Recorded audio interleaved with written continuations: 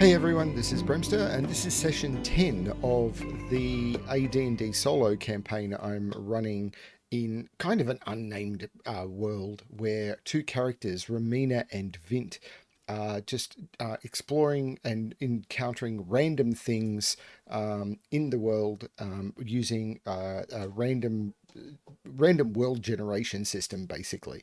And the story has gone on for 9 sessions so far, and a whole heap of stuff has been discovered. And at the end of the last session, they just leveled up to level 2. Took a bit longer than I expected when I originally started. I thought it'd probably be 4 or 5 sessions per level, but I'm just leveling up when the story seems to fit and they've done enough stuff. I'm not going to track XP or anything like that.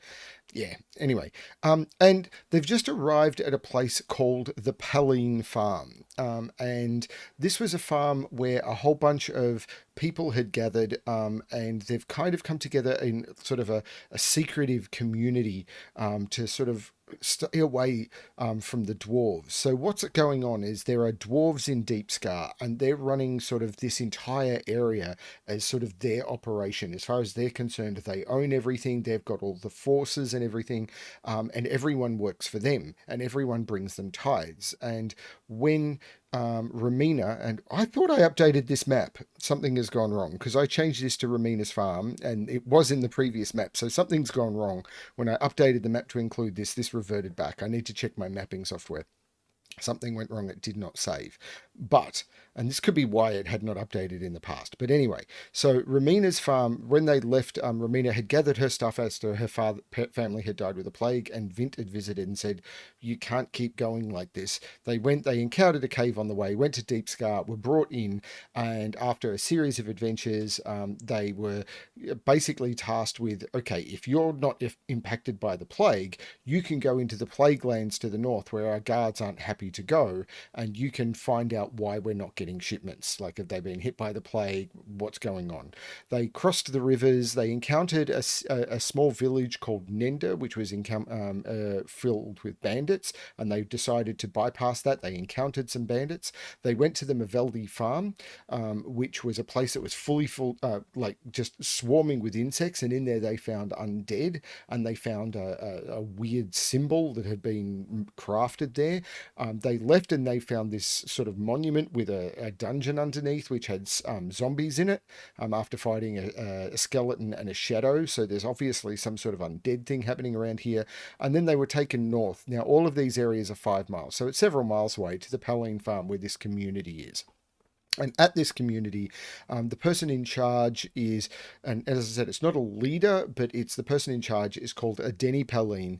And also here is a cleric who they don't know it, but this is the person the symbol was made for. And the cleric had gone into hiding because the dwarves is like, everyone follows our laws. And the cleric was not from a religion that the dwarves support.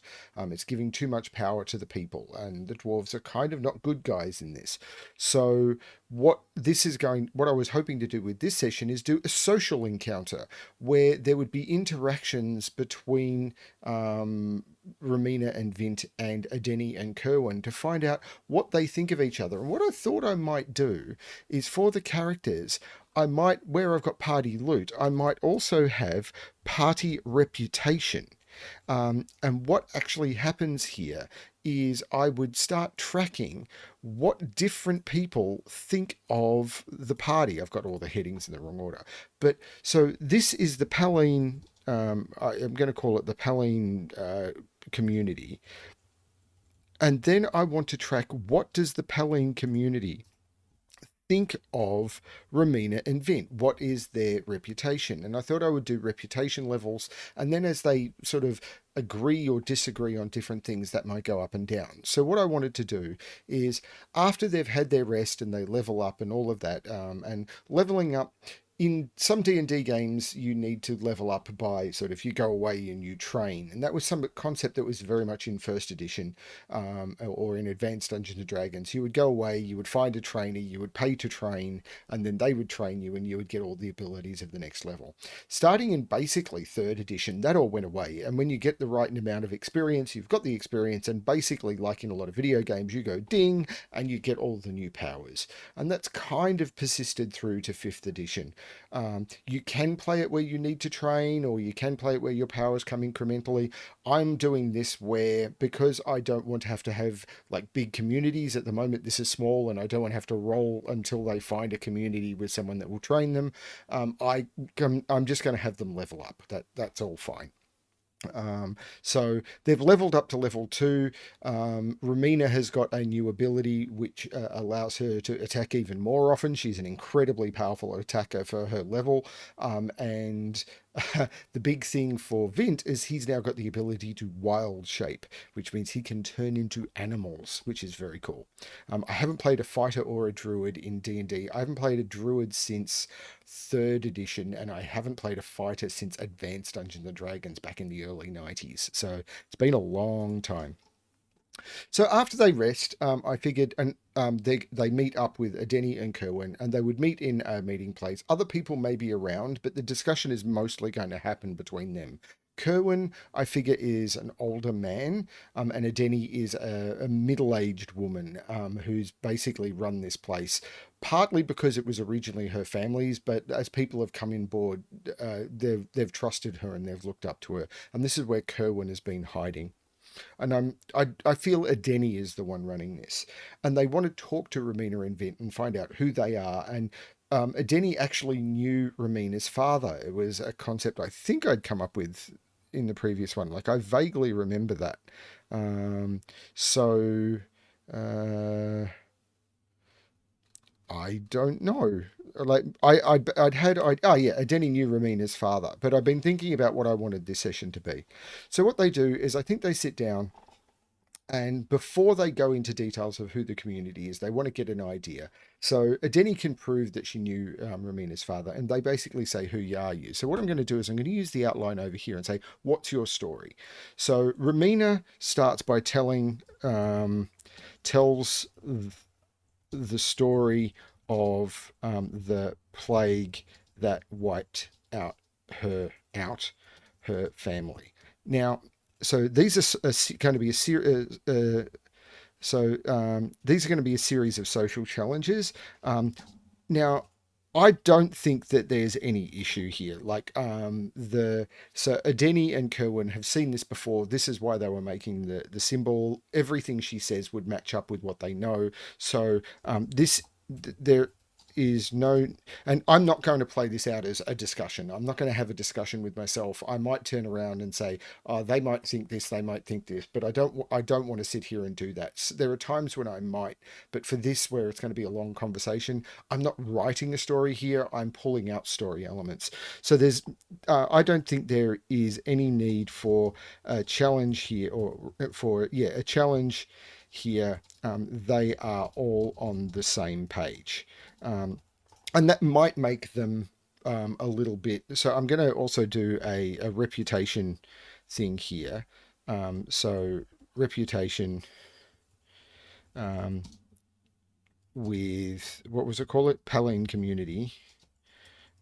Now, I haven't figured out how I'm going to do reputation or anything. I thought there'd be like a scale of sort of 1 to 100, and then there'd be levels, but I don't know. I haven't figured out a methodology, but it is definitely sort of there is now sort of a bit positive. So I'm just going to say like +5. I don't know what the scale is, but that is a net positive. But I want there to be the ability for there to be positives and negatives. Okay, so rep +5. So they're all on the same page. They've shared this story. It's all good, but lots of people have been through that. So it's not like a big, well, oh my God, you're one of us. It's like, yeah, we've all been through that. We believe you, all of that. So the next thing is she gathers her stuff and she travels, and she's going to the town. Now, can she sell that she was going to the town for a reason that was other than, it's like, well, I had to deal with the dwarves, that she didn't know. So she explains they went to deep Scar, but she didn't know about the dwarves or that they were greedy or bad because her father didn't tell her. Now, it's possible that Adeni knows that her father was aware of this. So, what is the like? Was her father secretive to everyone or just Romina? I think it's likely he was sort of secretive to most of the family. So, I'm going to say he was probably secretive to many people, and yeah, he was. So, most of the family didn't know. Did Adeni know this? A bit. So she may have thought of, yeah, a lot of people haven't have kept it as close as possible, so that may not be suspicious. So I'm going to do this as like, can she convince Adeni? And I'm basically going to do a raw roll. Now I don't have anything like Adeni is a bit charismatic and everything because she's a leader and she's quite wise. So I'm basically going to give her +2 on most rolls. And here Romina is trying, she's not trying to intimidate, she's trying to persuade. So it's going to be charisma. So it's going to be how can Romina persuade. So Romina makes a really good persuasion roll here, and yeah, there's she's more persuasive than Adeni is skeptical. Romina tells her story that she explains to Deep Scar. Yeah, Adeni um, understands and believes all of this. And she's actually sympathetic because of the roles. She's actually sympathetic. So I'm going to put another rep +5 here. So she's actually sympathetic that they didn't know. And I'm going to do it as group. I'm not going to do it as in thing. And they ask, it's like, why did Vint come along? It's like, well, I was a childhood friend and I wasn't aware of any problems. And I came to visit and all the plague I'd been completed my training as a druid. And people respect druids, I feel like they're caretakers of the land and everything. So I don't think that's a positive or a negative, and it makes sense why he was traveling with a friend who was left alone. I think that makes perfect sense. So when they get to Deep Scar and they have the encounter with the dwarves, she tells of her encounter with the dwarves, and then they drag her in, and she tries to sell her stuff and like the thing of everything that happens inside, and that she's suspicious of them and they're suspicious of her, and what she's after is just some sort of an idea of what to do because she was expecting it to be a trading city, and then she finds out that they're just claiming ownership of her farm and everything. That all rings true as well. So I'm going to do explaining the dwarves claiming ownership and ownership of her goods and farm and almost wanting to arrest them. I think that's fair, so I'm going to do another roll. She's very persuasive, and yeah, it just works.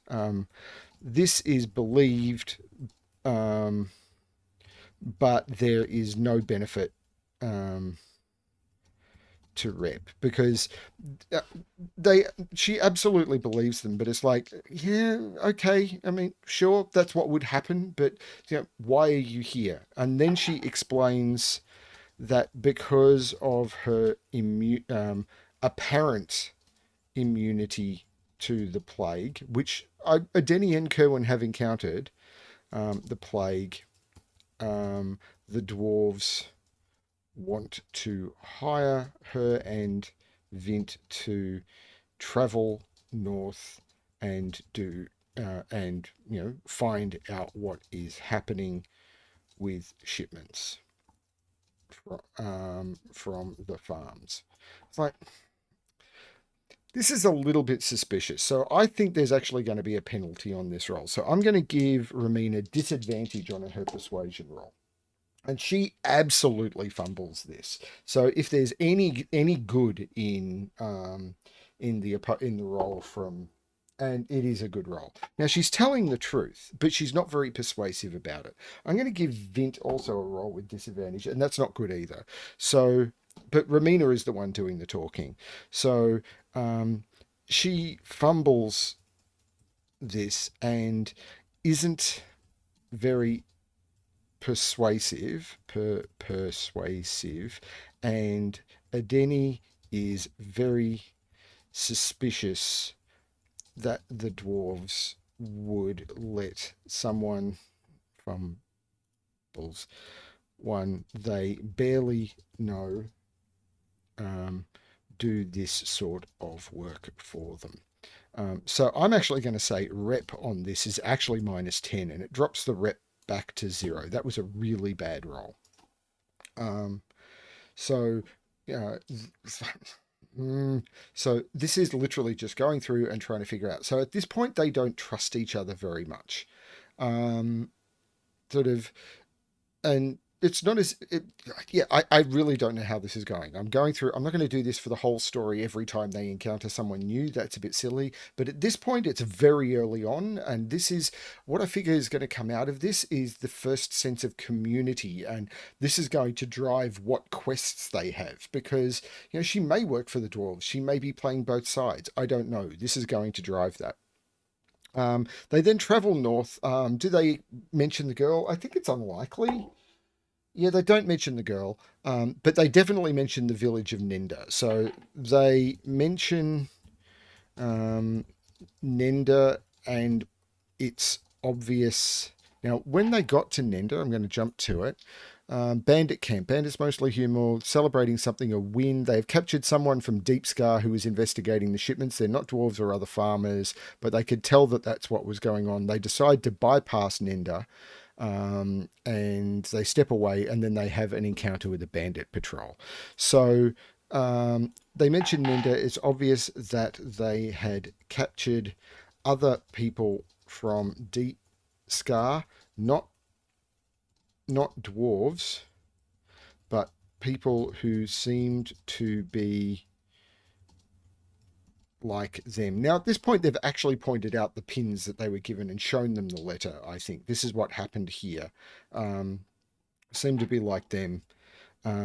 They describe the bandits. Now, I think it's incredibly likely that the bandits have bothered this farm, like incredibly likely, and they possibly the people at this farm have probably known people who've joined the bandits rather than tried to work to survive, have taken the easy way out. So, like, do they believe that this village exists and everything? I think it's incredibly likely. Yeah, absolutely. Yes, and is the role on this. So, Adeni um, has already heard of this, and this backs up what she knew. So there's absolutely no need to be particularly persuasive on this.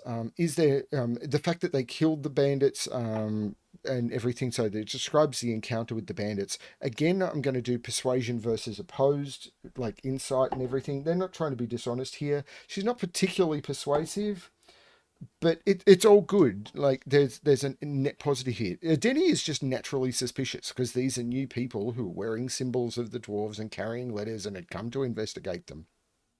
Um, Everything they did with this is something that a Denny would support. Rep +5. So this is getting them back into the positive graces of the um, of the community. They then get, and this is going to be the big one, they then explain everything that happened at the, how do I spell this? Meveldi Farm, Meveldi farm. And this includes, and this is a place that these people had been watching closely because this is where the symbol was being made. So they explain the bugs, they explain how they found the people, they found the woman with the herbs, they found the makings of the symbol, they found the symbol and all of that. So this is where they, and Kerwin very much is interested in this. So she is not very persuasive, but there's a huge bonus to this. So this is where things go well. So, okay, everything here is believed because the rolls were about even. There's no problem here. And because of the symbol and the information they get, it all boils down to, are they prepared to hand over the symbol. Okay, so this is where they get told. So does Romina push for details? I think it's very likely she does. Yes, but she asks them to describe the symbol, and they do, like what was being made. And this is where Kerwin steps in and describes the symbol, and she hands it over. Um, so she hands it over and says, "Okay, this is yours." Now, there is obviously some tension here, but as soon as she hands it over, this is good. She hands it over, but asks for details as she does so. Now, that's a huge plus. Now, how big a plus is it? I'm going to call it basically just a roll. Huge plus. So this is like rep plus 15. Like this, I still don't know what my scale is, but this is actually, I'm going to make it even more. I'm going to make it plus 20.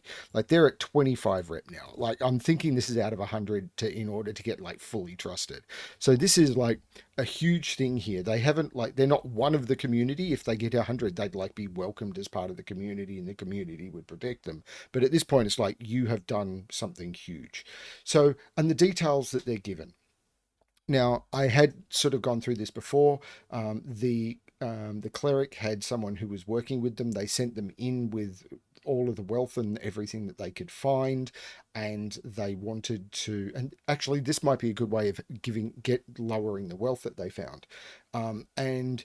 In order to be able to make the symbol, use the forge that was at the farm and everything, and they're aware that something went wrong, but they don't know what. So when all the magics were gathered and everything in order to do it, and Kerwin like was originally going to be there for it but was too weak, and he sent his follower in with scrolls and magic potions and oils and stuff to complete it, but something went wrong and they don't know what, and then everything went wrong with the farm. And they don't know the details. That's the mystery. And they hear about the undead and they're all bothered by that and everything. And this is where I think the party loot can drop significantly, because they turn around and say, we scrounged all of our wealth in order to do this. It's like, we would like some of it back. But for giving us the symbol, which, because they were too scared to go in, we are prepared, because they were scared of the plague, and they were worried that with all the bugs in there, they were carrying it. They're prepared to let them keep some of it. So what I can do is, where I had the party loot, and they had everything, I'm actually going to drop this to a reason. Like they got a lot, and remember I dropped it. I'm going to turn around and say they've got. Actually, do I want to keep? Yeah, I'm going to say they're going to keep this, because they'd rolled much higher than this. So, and some of this came from other locations. So actually, a lot of this came from other locations. So I'm going to say it was all spread out, and a lot of this is returned to the community to support them. And this is what they keep. So this is what happens, and that is part of the plus 20 that they get in order to do all of this. And Kerwin takes the symbol and he studies it. And is the symbol good? Now, at this point, Kerwin checks to see if the symbol will work for his healing magic. And this is an important question. I think it is likely. Yes, it will. There's no yes and or anything, and it will work. So they've got the symbol that they were after. At that point, I think this conversation probably ends, like, because they are now distracted by everything. So I'm going to say the reputation. So up here we've got party reputation with the Paline Community. So they're at level. I'm going to do this at level 0, with 25 out of 100. I have no idea how I'm going to make this work. And I'm just going to say reputations have levels each with 100 points, maybe. I have no idea. I'm making this up. So they're now trusted by the Paline community a bit. And And basically, that's what happens with this social encounter between Adani, Kerwin, and them. So, what comes next? Is there something that the community wants them to do? So they're welcomed on. They share their food and everything. Is there something that they want to do next? And I think an important thing is Vint wants to get out and try and do some exploration and farming. Now this is mostly what I might do is I might check to see if there's sort of any woodlands around here. So there is the random wilderness generation. And I'm going to jump to that and see if I can find out. Now, the overarching terrain here is grassland.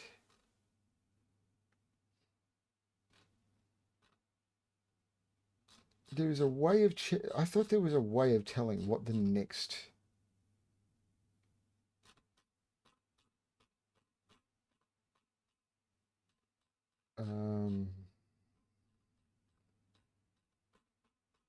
type of...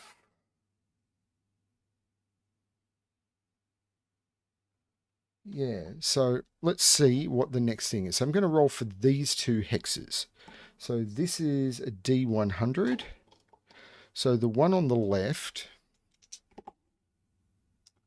is more grassland.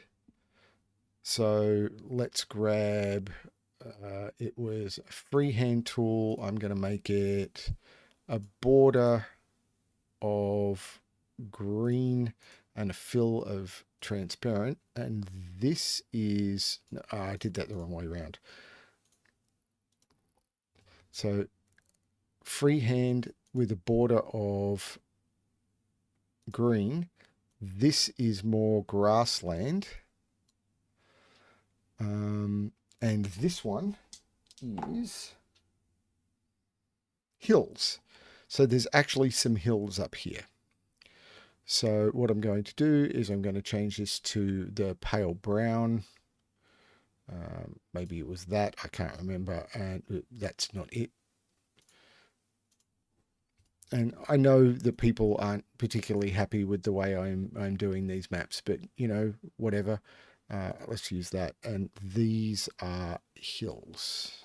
So this is a hills area. So there's hills up here, and then there's more continued grassland here. So is there a problem coming from one of these areas that the Paline farm wants help with? Yes, and. So is the Paline farm under threat? Yes. So there's actually a threat to the Paline farm. And it's like, if you guys could deal with the Maveldi farm, maybe you could help us deal with our threat. So there is a new quest. So after this, Denny asks R and V if they can help deal with a threat that has been bothering the community. I think it's unlikely to be anything to do with the undead, because I kind of want to keep the undead sort of surrounded around here and sort of south of here. Like, I think these three hexes are where I want to keep it, sort of down this area. So I don't want to just have everything expand.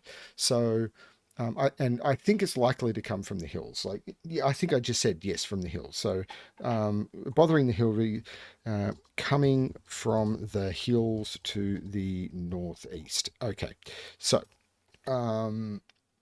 so what I'm going to do is, we know there's a threat coming from there, but I might have a look at the D12 method and see if I can find, is there anything obvious about those hills anyway? So this is, I'm going to call this special wilderness. So let's roll for the hills. So rolling for the hills hex using 6d12. So I need D12s. D12s, that's a D12. So are there monsters in there? I think this is very... Yes, there are monsters. Yes, monsters. Good. Otherwise, it would be a bit silly. Is there going to be a clue in there? There's not going to be a clue. So this is going to be something separate. Environmental features. There isn't a feature in there. Don't know what it is. Is there going to be an NPC in there? No. So it's just the monsters so far. There is going to be a treasure hoard in there. Um, treasure hoard in there. And random event is going to be, there is going to be a random event as well. So do I want to determine what that is? So this is hills. I can possibly use one of the new books here because I got the 6265.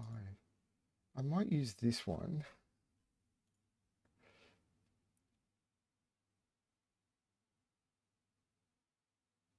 No, I don't want to do that. So there was a thing, there's a book called The Tome of Adventure Design, 298, 299, which has a thing about what is in different areas.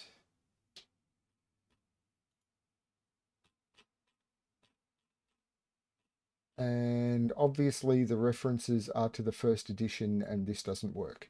So what I need to do is I need to check the table of contents for where the hills are. This is obviously a lot bigger. So the second book is a lot bigger. And there is hills, I thought. Hills, mountains, wilderness tables. So let's have a look and see what this area is for hills. So the hills has, so there's long ridges of hills. So the hilly area. So let's give it a name. So the hilly area has long ridges of hills. I'll give it a name in a moment. And now there was a feature. So let's use the dressing table for that. Long ridges of hills with sort of paths and canyons. So the hills come in ridges and there's like gorges between them with gorges and gorges isn't the right word, but it's gullies, I suppose, with gullies between them. Between them, it should be IES, I think.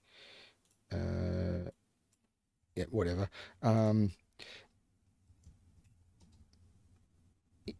And on the rock faces, and this is according to this, there are often carved symbols and drawings. Now, are those carved symbols and drawings anything like the ones that were in the Druid Cave? No, they're not. These are different to the ones at the Druid Cave. Okay, so do want to give this a name. Now, there was a naming places thing, and as I said, I know I'm doing this slow, but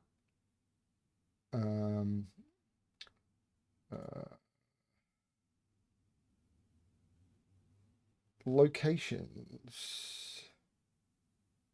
Let's do, how many tables? There's 2 tables. So I'm going to roll to see which table I'm rolling on. It's going to be something hills, and I'm rolling on the first table, and it's a D100. 63 is the Leopard Hills. So I'll happily call them the Leopard Hills. Leopard, maybe?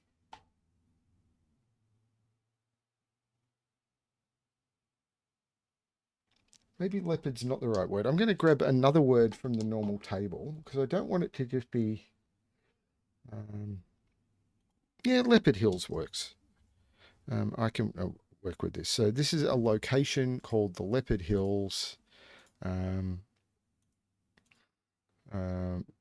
in the Leopard Hills, there is going to be a monsters, a feature. So we've got the feature. So the monsters will have a treasure hoard, and there's going to be a random event of some kind. Now, when you do random events, I'm trying to remember where that is not that. What I should do is a random quest name table. That is looking absolutely terrible. Yeah, that's not looking something like I'm going to do this, but I don't think it's going to help me at all.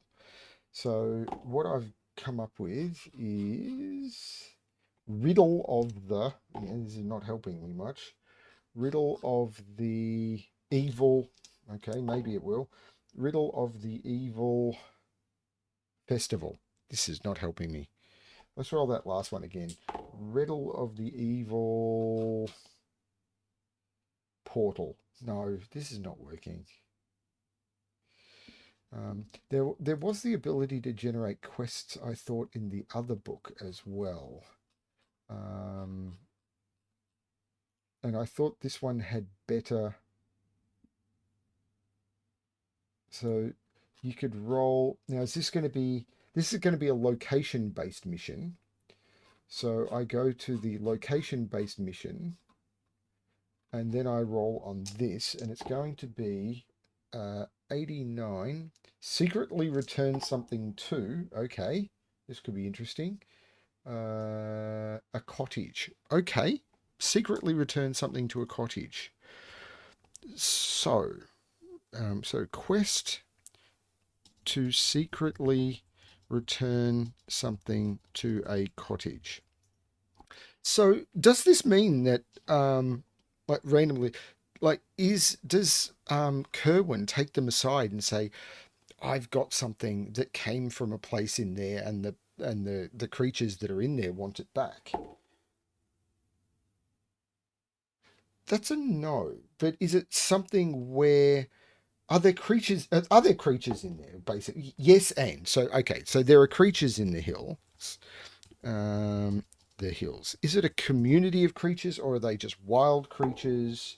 It's a okay. I shouldn't ask two questions. Is it a community of creatures? Yes. Yes, it is.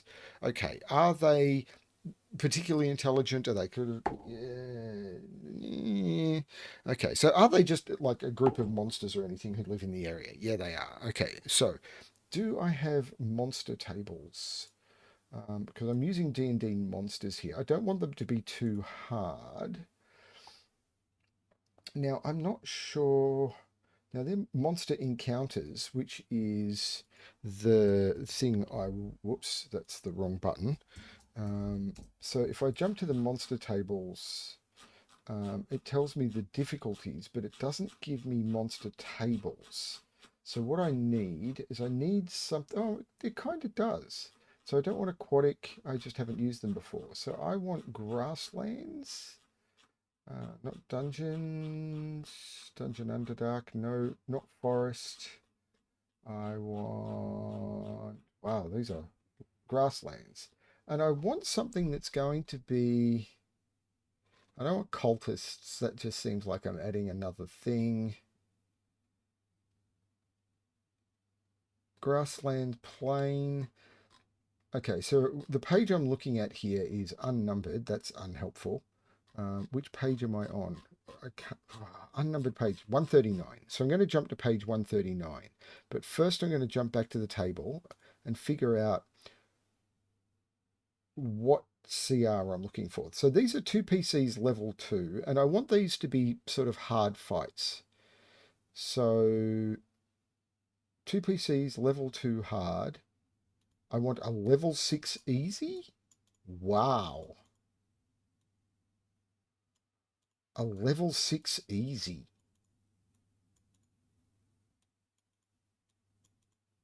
So level 6 easy is like one CR, one monster, or a CR half and a CR quarter. So I want one. This is just for a single encounter. One CR1 or one CR half and one CR quarter. Okay, so now I've got I can't remember where I was jumping, but I could possibly find it. I think it was down here. This is forest. After forest is grassland plain. Here we go. So I want like CR1 or CR half or quarter. So let's look at the CR half table and let's see what happens when I roll on that. So what I got is gnoll. Gnolls. Ooh, that seems interesting. There are creatures in the hills. So there is gnolls in the hills. There are gnolls in the hills. Because gnolls, if I remember correctly, they're like humanoid dog creatures, and they sort of form in like sometimes in packs, but sometimes not. But they hunt, and it's possible that with everything going on, that they're sort of realizing that the farms are weak and everything. But they often don't form large communities, so it's possible that this is a small threat that they can deal with, and that the gnolls have sort of been taking out other communities and other travelers, and they've sort of gathered the wealth of some of those people, possibly even taken out some dwarves and everything. So this would be a really good opportunity. So what we've now got is secretly return something to a cottage, though. How is that going to work?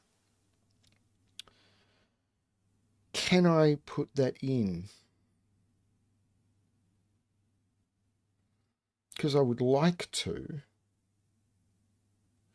I don't want to just do, because gnolls aren't a cursed creature or anything. So there's gnolls in the hills, and there's a quest to secretly return something to a cottage.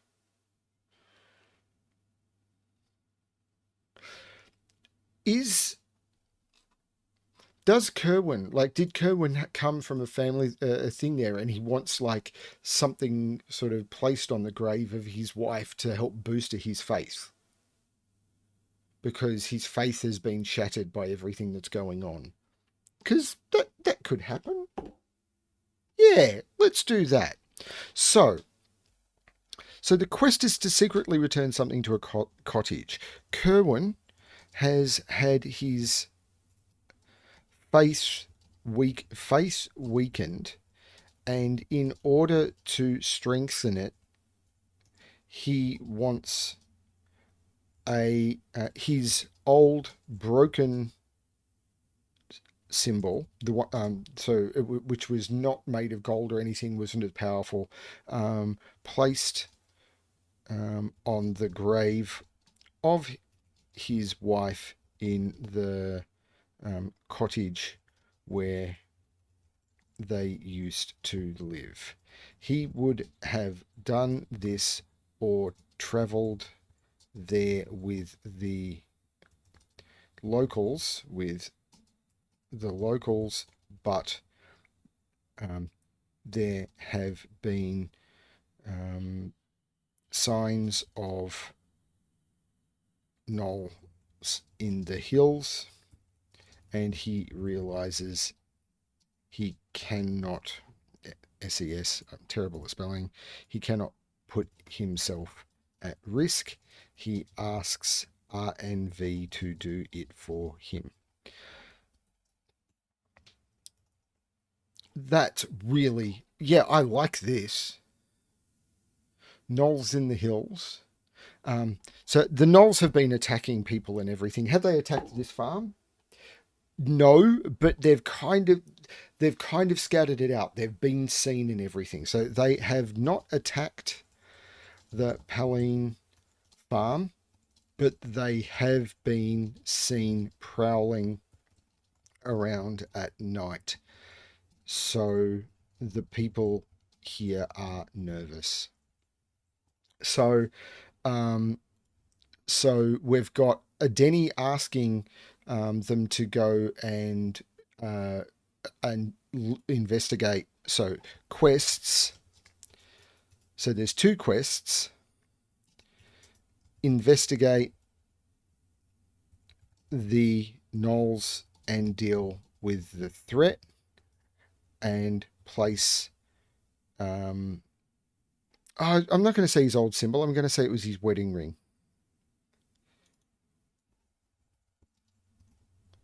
Place Kerwin's wedding ring on his wife's grave. I think that is cool. And again, why? Oh, and completely unexpected. Okay, I think these people are prepared to do that.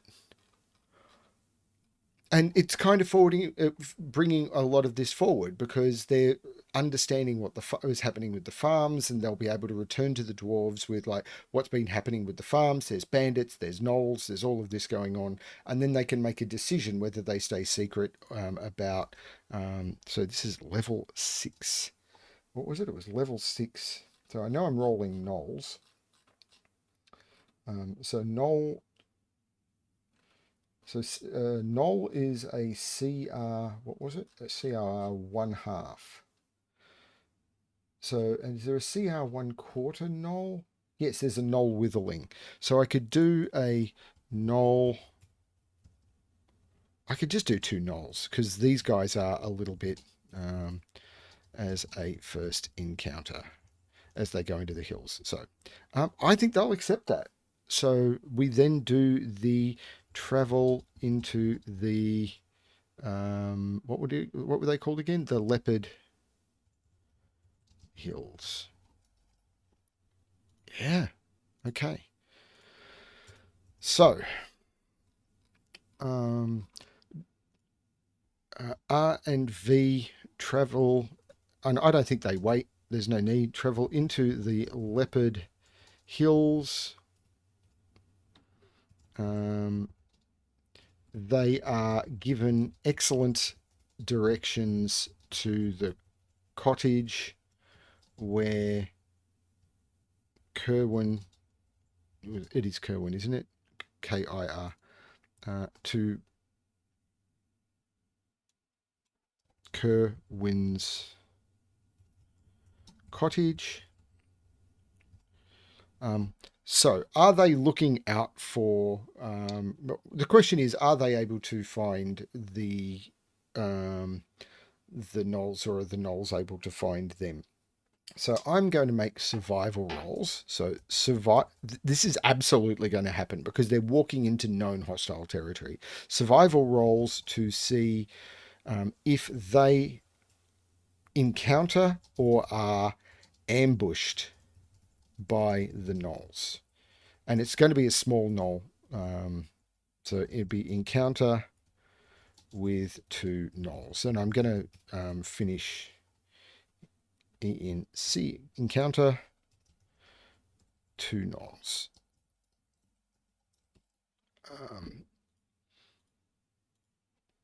So survival rolls. Now I'm going to call these. I'm basic. Let me just bring up Gnoll.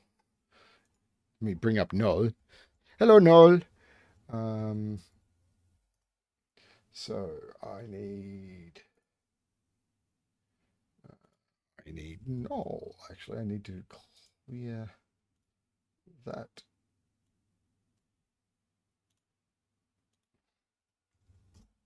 So Gnoll. So gnolls have fairly good perception, but nothing ridiculous. They can use ranged weapons. They can use spears, and often do. They can use longbows. So they're wolf-like creatures. Wow, so gnolls are insane. Okay, now I don't have tokens for gnolls, so I need to go here. So this is the part, whoops, this is not what I meant to do. What I meant to do was go back to the token, and what I should also do is I should select that and all of those, and drop those to the map layer. And then on the object section tokens, I hate that. Why did it select that as well? So I'll move that off, move that to the token layer, and then go back to the token layer. And I'm going to move the party into the hills. Okay, so they're now traveling into the hills. And so the gnolls don't have anything particular special, but they've got a home advantage. So what I'm going to do is I'm going to do survival checks. Now survival, again, let's look up the table. I think it was 164. I'm trying to remember and learn. Nope, that's not it. It was around 170 then. Yes, using ability source. 174. So survival is a wisdom skill. So I know Vint will be good at it. He's even got a proficiency in it. So he's +5, whereas Romina is just +1. But I'm going to give them each independent rolls. Now you can do a thing called help, which gives someone else advantage. So, but I think they're kind of doing their own thing. So I'm going to make them roll independently. So Romina makes a roll, and she gets a 13. So that's not too bad. Vint, however, Vint gets less. So Romina is actually doing better on this, possibly because she's combat trained and everything. So Vint is like looking at the land and he's looking for footprints and signs of like possibly scat or something like that. Whereas Romina is like, no, I'm looking out as for like threats. And because the gnolls are organized and trying to be threats and everything, while they're wolf pack, they're acting a little like dog packs and everything. They are humanoids and they're intelligent. They're not quite as intelligent as humans. They sort of do have pack instincts and everything, but they can use weapons. So when they do ambush, the question is, do they manage to pull off a surprise? So I'm going to roll basically a stealth, and they don't manage to pull it off. So what ends up happening here is two gnolls at the first encounter. Now, is this going to be a... get rid of this. So there is no ambush. Romina is able to see them before they attack. So are they going to try and like use bows and stuff to attack from range? Like, do they have that equipment? I think they do because they've been ambushing stuff. So I think it's likely. Yeah, they are. So let's do a map. Now let's create a new map. And yep, this is going to be all hand drawn. And then I'm going to go to a previous map. And I'm going to grab Romina and Vint. And I'm going to paste them into this one. So here we've got Romina and Vint. Now they're fully rested and everything. So it's 20 and 26 hit points now. So, you know, they're doing okay. Vint has 20, Romina has 26. Now I know I can associate these with character sheets, but I'm deliberately not doing that. So I'm tracking everything separately. So this is the map area. They're sort of coming in from the south bit again. And remember, I said there were gullies and everything. So what I'm going to do is I'm going to go to the map layer. I'm just going to draw something basic. So what we've got is let's do a brown. We've got sort of these hills. So these are all rises. And there's sort of a path up here maybe. And there's sort of long paths between. Like I don't want this to be sort of so there's a path up here, and then there's maybe an opening up here, and this is another way up to the rise. So what you end up with is you've got sort of narrow ways up here and then longer ways up here. So these are the walls of the thing. So you could climb up, but yeah, I'm not going to go into too much detail, but hopefully you understand what I'm talking about here. So it's more elevated the way you get up, but you could walk up here, and there are probably some trees. So you've got sort of maybe some trees around, and they're sort of blocking some areas. And what there will be is there'll be trees up the top as well, and they're just random because this is not an organized area, and I don't care about the way things are supposed to work. And then what I'm going to do is I'm going to grab some grey, and I'm actually going to put some grey in the middle. That's probably not grey. And I'm going to put that was green. So let me undo that. Let me select that and get rid of it, and then I'm going to freehand again. Grey is up here. I think that's grey, and I'm actually going to put some rocks in. So these are rocks, that's a rock. There's a rock up the top. I don't know why. There are more rocks down the bottom. There are definitely rocks down the bottom. So this is just a map I've made in a couple of seconds. So something to mess around on. And I don't again have. I need to spend some more time preparing tokens and everything. So I'm just going to use the bandit token again. I'm again drawing on maps for some strange reason. So let's get rid of those. I'm going to copy the bandit token. I'm going to go back. I need to make more, but I never know what I'm going to need. That's the thing about this. There's a bandit, which I am going to rename as Gnoll.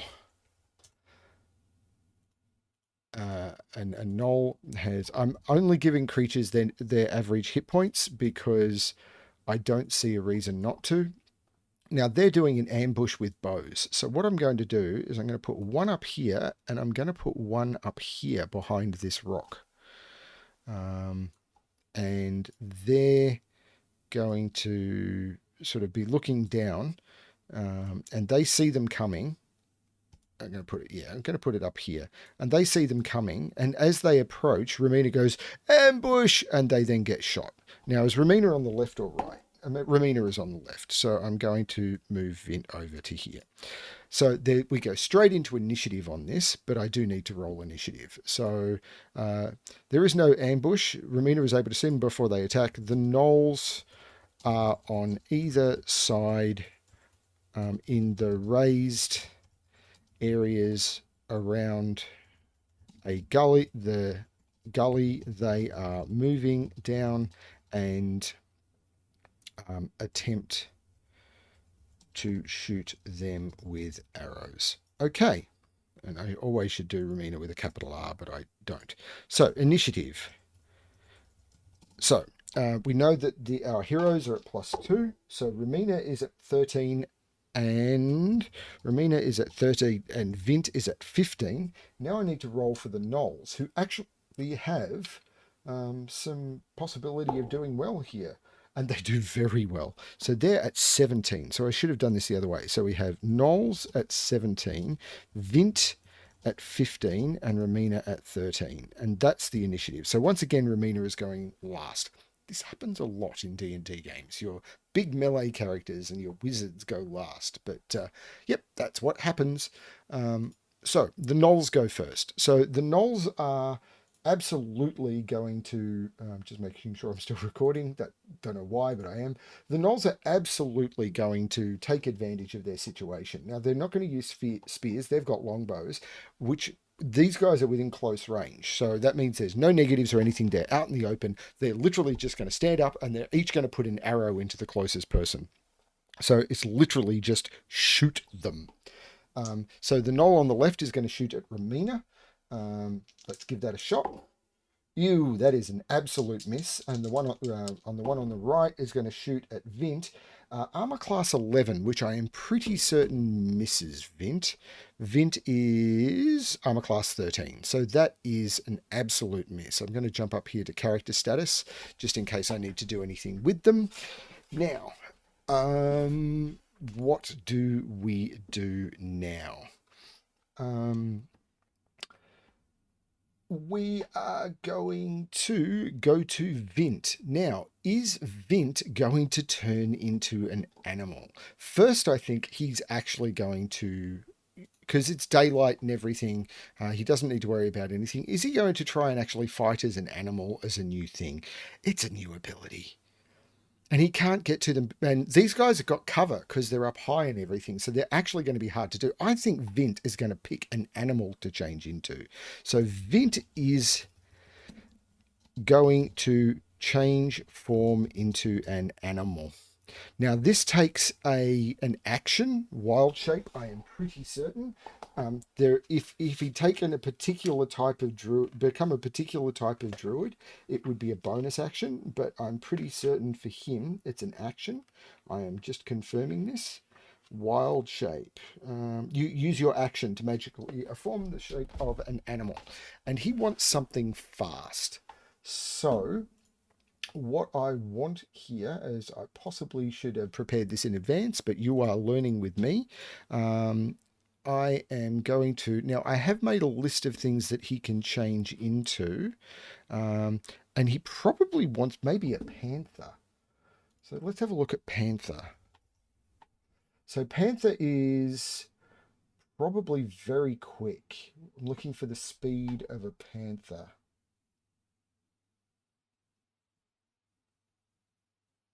Speed. Why is there no speed?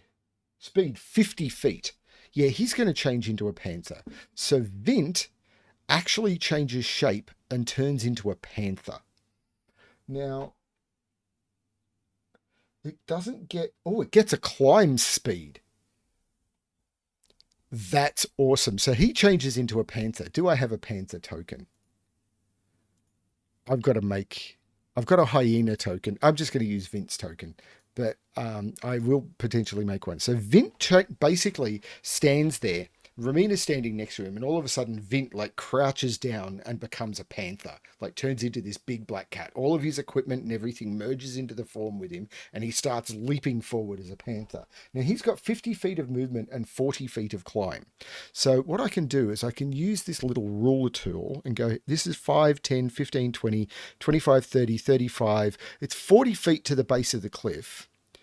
Now, I said this was fairly close to the edge, so I'm going to say that as a panther, Vint, because of his climb skill and everything, normally he couldn't get this high, but because he can climb without a check, he's able to get all the way up to here as a panther. So he changes into a panther, and using his move, he just runs the whole way up the little cliff face. It wasn't like too dangerous or anything. I mean, it would take if he was human, he would need to make a climb check, but it would be easy. But as a panther, he literally just pounces up it and is right next to the gnoll, who's like, what just happened? Actually, he would have gone for the one that shot at him. So he actually goes this way, and he's actually right next to this one. So he goes for the one that was closest to him. So, yeah, I need to hold the Alt key so it doesn't snap to grid, because I don't care about snapping to grid. I know some people do. I don't. Anyway, all good. I wish I could keep the grid but turn off snap to grid. But that doesn't seem to be a feature.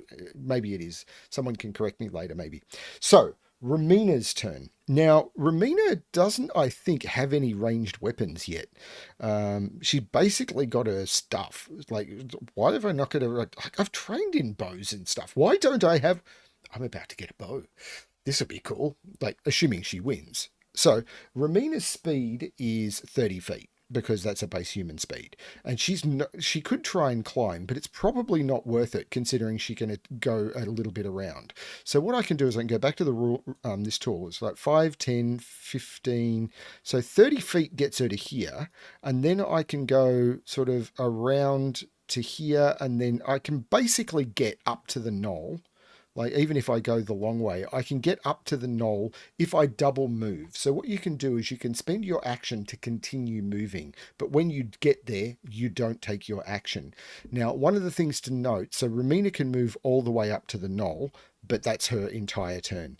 Now, remember how I said Romina could attack as a bonus action? In order to take that, she needs to have attacked with her main action. So she doesn't get to do that.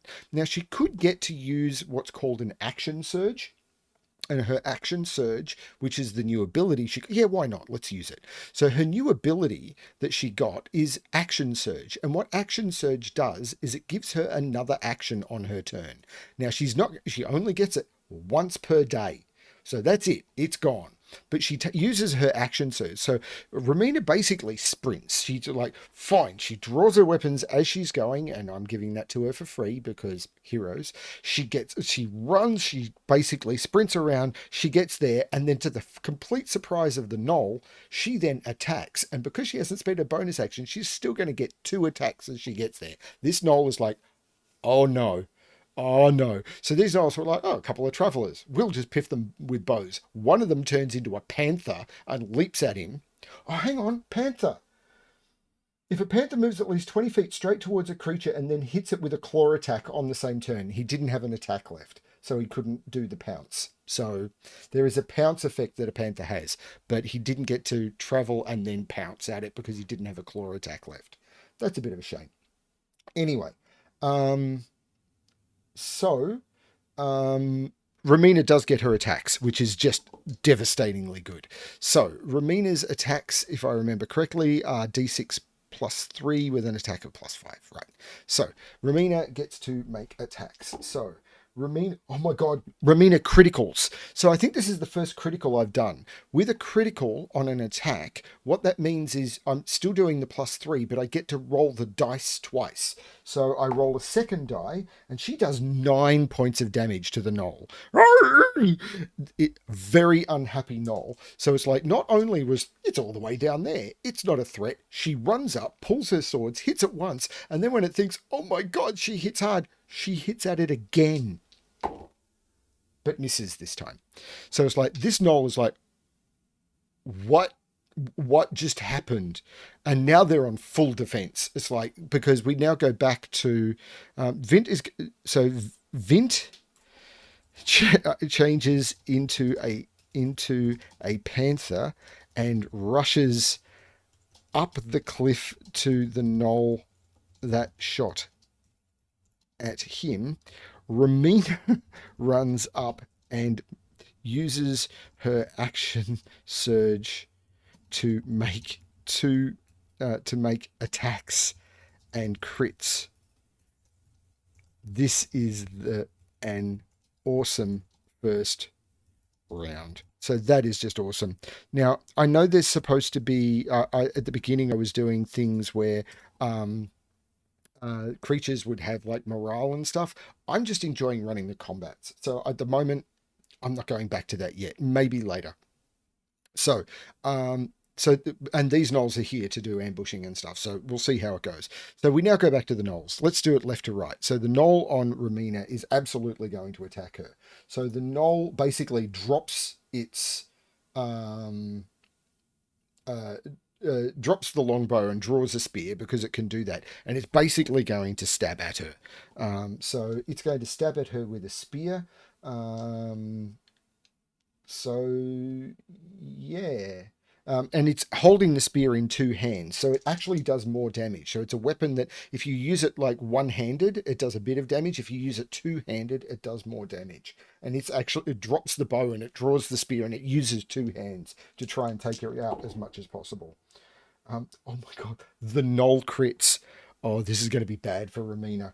This is going to be very bad for Romina. Actually, the dice are pretty bad. So the gnoll only does 7 points of damage to Romina, which previously would have been devastating. But now that she's level 2, 7 points of damage. That's not great, but it's not terrible. And because they've got more hit points now, by the way, it is much harder for Vint to heal because it's like his healing has not gotten better. So that's gnoll number 1. Gnoll number 2 is also going to do the same thing. Drop the bow and draw the spear and try and do this on the panther. Now, Vint's stats aren't his anymore. Like, he's still as smart and as wise and as charismatic as he was. He can't talk or anything like that, but he is now got the stats of a panther. So the attack from the gnoll will hit this particular armor class. What's the armor class of a panther? Hits the panther. Now, I do need to generate what are the hit points of the panther. So, because Vint now has the hit points of the panther, and I'm going to put them here. So, panther, and I'm actually going to roll this. So I'm not going to do maximums, which I've been doing for everything else. Like, monsters get average, PCs get maximums, but when he transforms, he's going to get random hit points. So he gets 15. So he's a 15 hit point panther. Now, he just got hit, but I can't remember how much for. So I'm just going to roll the damage from the gnoll again. The gnoll hits Vint for 8 points of damage. So he goes down to 7. So the panther has taken quite a hit here. Now, and if he actually drops to 0, so he's actually got a separate hit point pool now, which is kind of cool.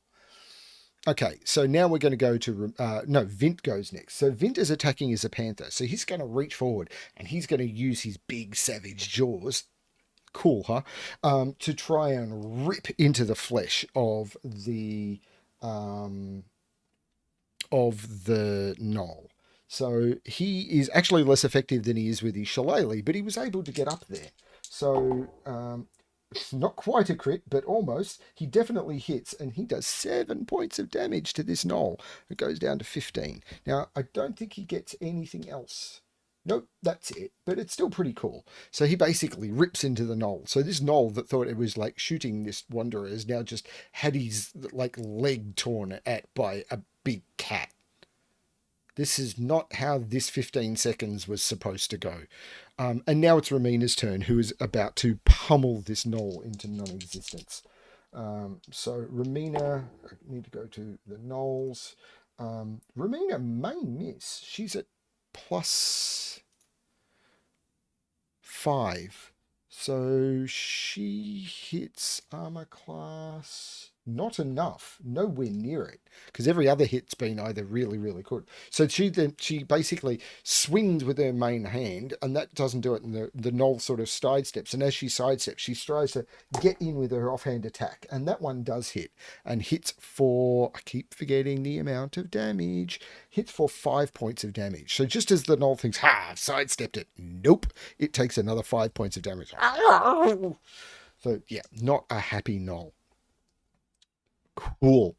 And now we go back to the gnolls. So the one attacking Romina, same thing, is basically going to attack with the spear. So I'm going to change to the correct dice. Absolutely misses her. So I was not expecting that. And it's like, what's going on? These guys were supposed to be like weak travelers and stuff. The one attacking Vint, it's like he is discombobulated, but he's still going to pull everything off. He hits Vint, and he hits Vint for 4 points of damage. So Vint goes down to the panther goes down to 3 health. It's like, that's not how a panther sounds, but yeah, whatever. And now we go to Vint, who attacks as a panther. So go back to panther stats, and right, that to hit, but that's the wrong damage die. He's doing less. Vint misses. So the panther tries to lash out, but this time the gnoll is ready and sidesteps. So Vint is done. We now go back to Romina, who is absolutely going to try and double stab this gnoll. The first attack will absolutely hit, but only for 5 points of damage. I say only, dropping it to 3, and she now gets a follow-up attack, which is also a hit, which is going to drop the gnoll to below 0, and the gnoll falls down. Romina still has her move, so she's going to move to start to help um, Vint. She can move 30 feet, which gets her to that square there. So that was 5, 10, 15, 20. There was that square there. So she's there. And she's coming to help Vint. I wish I could, I can't remember if there was a way of moving with marking or whatever, but yeah, doesn't matter. No, yeah, it doesn't seem to remember. Like I could keep the ruler on and then move the token to where I had it, or I don't know. Maybe there is, and I just don't know how. Okay, so that's Romina done, and now we go back to the gnoll. The gnoll is still going to attack this cat, figuring the cat looks wounded because he's hit the cat a few times and it's bleeding and all of that. So he's actually feeling pretty good. He's not aware of the fight that's going on over there because he's like, if you had a panther in front of you, would you care about your friend 100 feet away? Probably not. Neither does he. So again, he's got his spear, so he's going to try and spear this thing, and he misses. So that's not good for him. Is he going to turn and run? I'm actually going to consider this. So there is a thing about monster reactions in this book. So how do monsters react? What do the monsters do? This is on page 112. I'm basically going to make a roll just to see what they do. This is a D100 roll, and I'm going to give him like a bit of a penalty. So he just simply attacks purely out of instinct. Yeah, there's no huge penalty here. So he is going to attack, and I think he just did. Didn't he? Now, I could roll back the video, but doing that would break the chain of everything. And D&D, you sometimes make me say, I think he just missed Vint, didn't he? No, Vint just... I don't remember. I think he just hit Vint. Oh, no. Is he going to turn and run? No, he's not. So, yeah, he's not. I think he just hit Vint. This is fine. He's not happy, or Vint just hit... No, Vint did not hit him, but Vint's about to try. So Vint is now going to make a panther attack. I possibly need to make little cards with the different animals so I could just have that in front of me and I don't have to switch between them. So the panther attack is this one.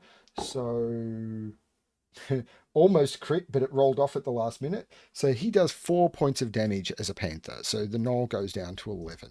And that's what he does. He's going to stay where he is and try and keep the gnoll busy. Romina is probably going to have to double move. So Romina's going to go, that's 30 to there. Then she can get to there. She can get up with a double move, but she can't do anything. She spent her action surge. So Romina gets up to the gnoll, who is now feeling a little bit put out. And he now has two targets, but he thinks this cat is nearly dead. And that's what matters. He can kill the cat. Kill the cat. Kill the cat. Kill the cat. Kill the cat. He hits the cat. I'm pretty certain he hits the cat. Yes, he absolutely hits the cat. He only hits the cat for 3 hit points, and that drops the cat to 0, which is perfect. So if he'd hit Vint for more than the number of hit points he had left, the extra damage would have gone on to Vint. But because so the cat form would have been destroyed, and say he'd hit for 4, Vint would have taken 1 point of damage. But because the cat has now been killed, basically the cat crumples. But as the cat falls to the ground, Vint turns back into himself and stands up, basically with the same hit points as he had before. And it's like, and he's howling and hissing as if he's still cat, because he was still expecting to be cat, but it's actually his dark face with his big wide eyes and his big his white teeth. Because I always see Vint as this tall, like 6'5", 6'6", hairless, very dark skinned man. So that he with like big eyes and sort of very, very white teeth standing out on these dark skin faces. So it's like, oh no. Now, Vint is going to use his bonus action to cast Shillelagh, and then he's going to hit this guy, Gnoll. And he is going to miss. Like, he's absolutely going to miss. That was not good enough. But Vint now has this sort of glowy staff, and it's like, this Gnoll is like, this is not a good day. This is not a good day. And then from behind him comes the absolute monster of death. Romina is going to attack him twice from behind. Oh, that's a miss. So she's run up. It's like, okay, I'm going to get him. I'm going to get him. It's like, nope. Oh, but the second one is a critical. So that is twice on the dice plus her damage. So that is 5 plus, I keep forgetting her bonus. 5 plus 3, that is 8 points of damage that this gnoll takes, which didn't need to move. I wish it wouldn't do that. So he drops to 3 hit points and is thinking, I'm having a bad day.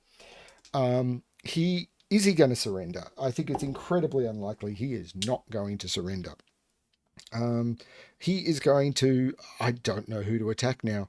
Probably this big glaring druid with the glowy staff. Sure, that's the one. Oh, he hits. Nope, one of the dice is cocked, so I re-roll. He still hits, and he hits for good damage too. He hits for Wow, he hits for 9 points of damage. So Vint takes 9. Oh, stop doing that. Vint takes 9 points of damage, nearly half his health. So this gnoll has done a good job. And after rolling terribly for ages. And right, Vint, as in revenge, is just like he's using the same attack and same die with more bonuses. But Vint misses. Vint is like, I was a cat. I wanted to attack as a cat. It's like staff. It's like, how do I claw with the staff? He's still a bit discombobulated. But Romina is not discombobulated. Romina just critical this guy. So she's very comfortable that she... Ew. Yep, first attack is going to do 9 points of damage and drop the gnoll down to 0.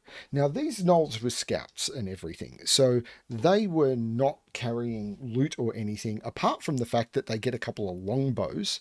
So loot from this is 2 by longbow. Longbows are not cheap.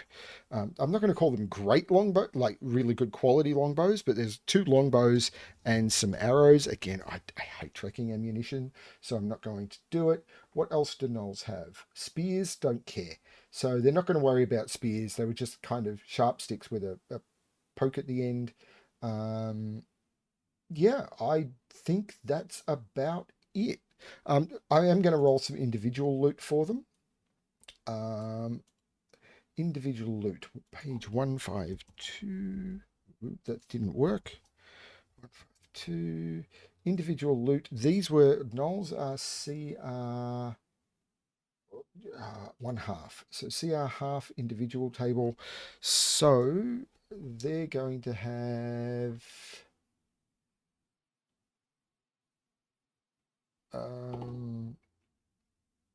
one of them is going to have some copper pieces, and one of them is going to have some platinum pieces. So one of them is going to have 14 copper, and one of them has 6 platinum. So loot is, what did I roll? I think it was 16 copper. That'll do. It's only copper and 6 platinum pieces.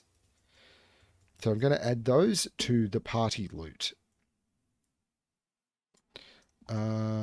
Characters, party loot. So I'm going to change this to 1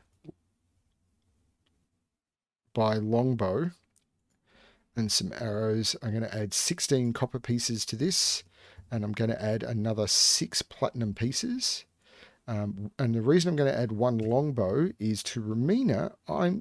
She already had a longbow with arrows. Oops. I just hadn't added it to her attack. So it is 2 by longbows. Oops. She possibly could have attacked from range. So what I need to do is I need to add longbow here, which has an attack of, it's a dex bonus plus proficiency, so it's +4. And I can't remember, I think the damage on a longbow, I'm going to look this up before I end this session with a quick check, but there is equipment, is weapons, 146. Weapons, a longbow does a d8 damage, so that's fine. Heavy two-handed, so it's a two-handed weapon. Damage is 1d8. I'm not sure what heavy means.